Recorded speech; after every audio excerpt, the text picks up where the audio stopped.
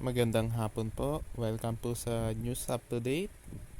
Ito po, naglabas na po ang Securities and Exchange Commission or SEC ng cease and desist order laban sa Cian Coin. Opo, ito nga, nakapaloob yan sa SEC CDO case number 11-21-073 kung saan yan ay final ng Enforcement and Investor Protection Department ng Securities and Exchange Commission. So, basahin natin.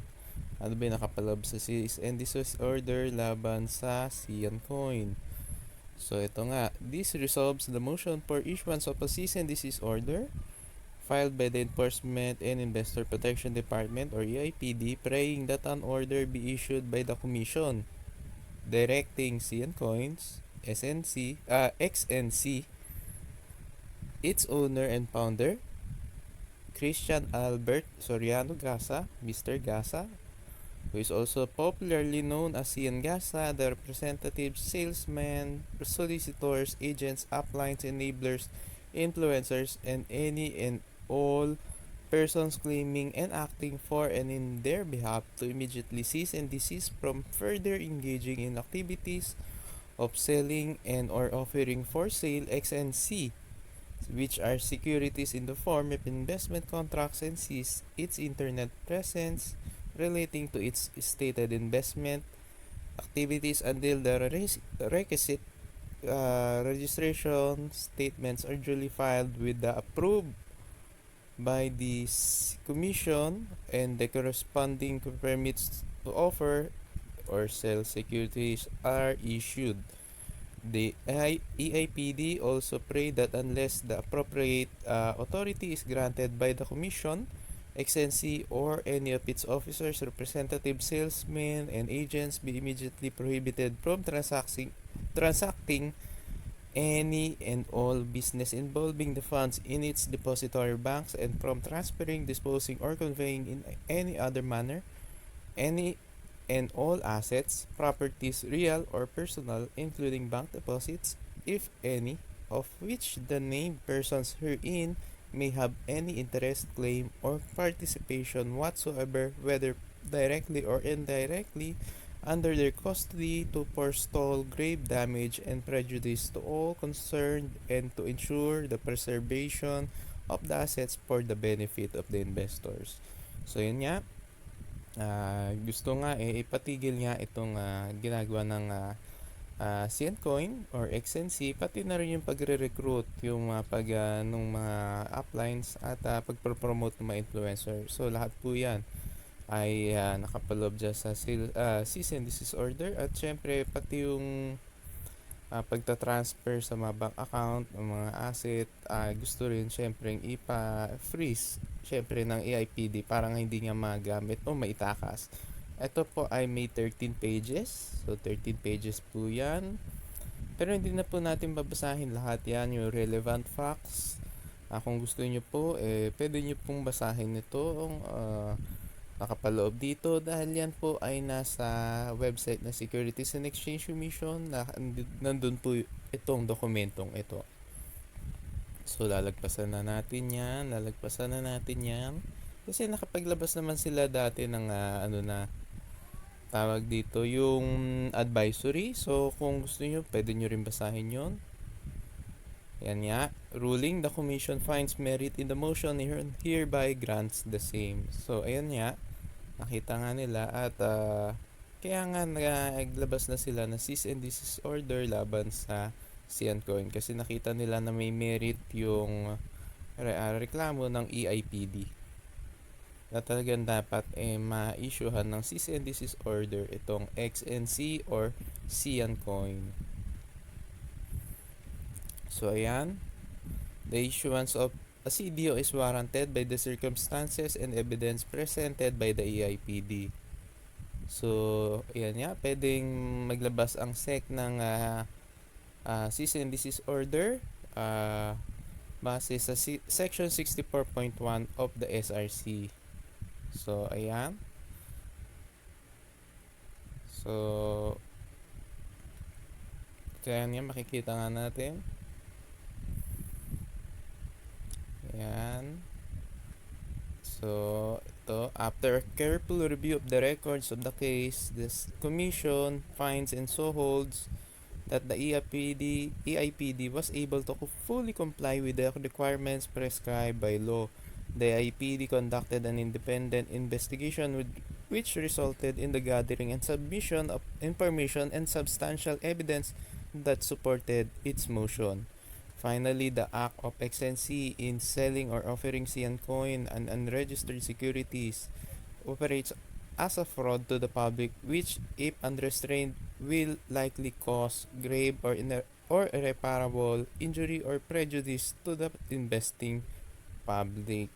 The issuance of a CDO is thus in order. So, yun nga. Dahil nga may nakita nga nila na talagang maaaring injurious to the public itong CN coin. Kaya naglabas na sila ng cease and desist order. So basahin na natin ha. Wherefore, premises considered CN Coins or XNC, its owner and founder si Christian Albert Soriano Gasa, representatives, salesmen, solicitors, agents, uplines, enablers, and influencers, and any and all persons claiming and acting for and in their behalf are hereby directed to immediately cease and desist from further engaging in promoting and facilitating selling and or offering for sale securities in the form of investment contracts and or other activities transaction until the requisite registration statements are duly filed with and approved by the commission and the corresponding license and or permit to offer or sell securities are issued. CN Coins, its owner and founder Christian Albert Soriano Gasa, representatives, salesmen, solicitors, agents, uplines, enablers, and influencers, and any and all persons claiming and acting for and in their behalf are likewise directed to cease their internet presence relating to the transactions and investment scheme covered by this cease and desist order. The Commission will institute the appropriate administrative and criminal action against any persons or entities found to act as solicitors, information providers, salesmen, agents, brokers, dealers, or the like for and on their behalf. So ito na nga, itong CN Coins, bawal na nga po ito sa Pilipinas kasi naglabas na nga po ng cease and desist order ang Securities and Exchange Commission. At syempre, may kaukulang kaparusahan yan pag pinagpatuloy pa rin ng mga nag-upline o yung mga nagre-recruit yung pagbebenta nitong CN Coin sa publiko dito sa Pilipinas. So mga kababayan yung mga kababayan natin dito sa Pilipinas, yan pong CN Coin ay bawal na po dito sa Pilipinas ha. Finally, the Commission hereby prohibits CN Coins and Christian Albert Soriano Gasa, its partners, operators, directors, officers, salesmen, agents, representatives, promoters, and all persons conduit in entities and subsidiaries claiming and acting for and on its behalf from transacting any business involving the funds covered by the CDO in its depository banks and from transferring, disposing, or conveying in any manner all assets, properties, real or personal, including but not limited to bank deposits of which the named persons herein may have any interest, claim, or participation whatsoever directly or indirectly under their custody to ensure the preservation of the assets for the benefit of the investors.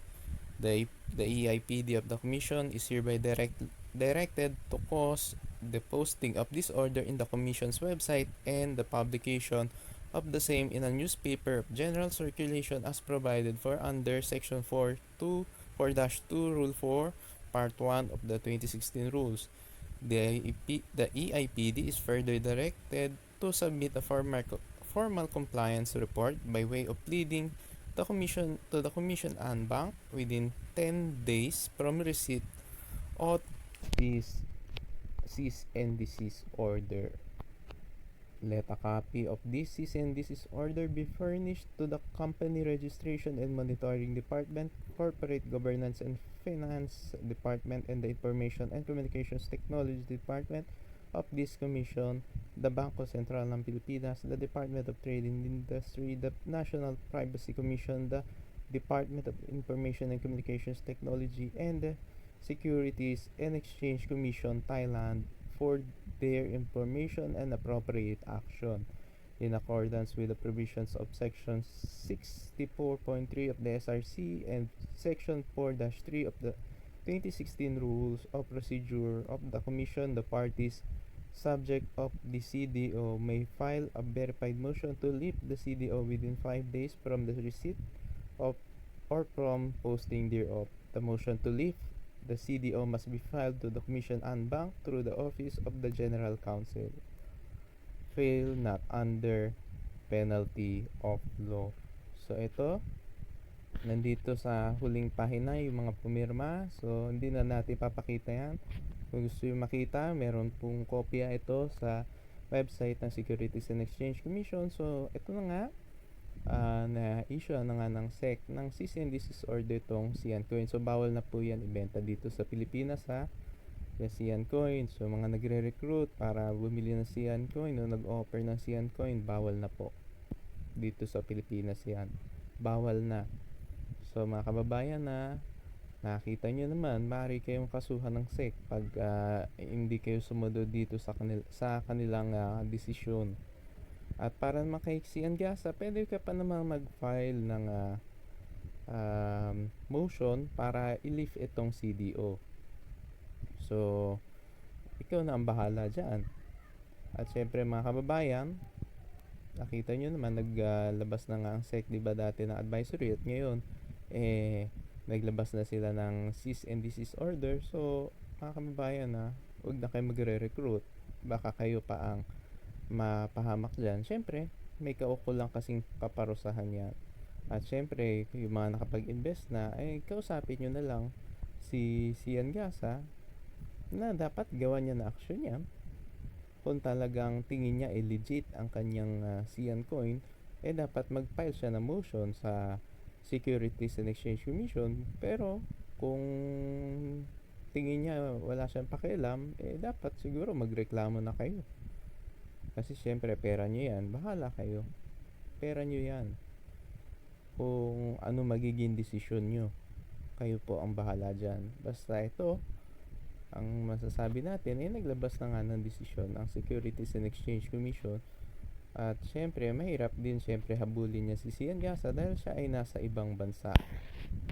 Pero yan po ay kayo pa rin ang magde-decide kung anong magiging hakbang nyo, kung patuloy ba kayo maniniwala kay Sian Gasa o maniniwala kayo sa Securities and Exchange Commission.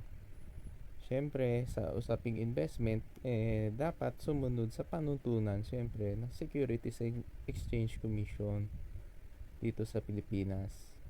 Ganun po ang usapin pag sa investment. So, mga kababayan mag-iingat po tayo at kung duda tayo sa ating pag-iinvestan, pwede po tayo magtanong sa Securities and Exchange Commission kung yung bang pag-iinvesta natin ay legit o hindi. So muli po, maraming salamat po sa inyong patuloy na pagsuporta sa akin channel. God bless po.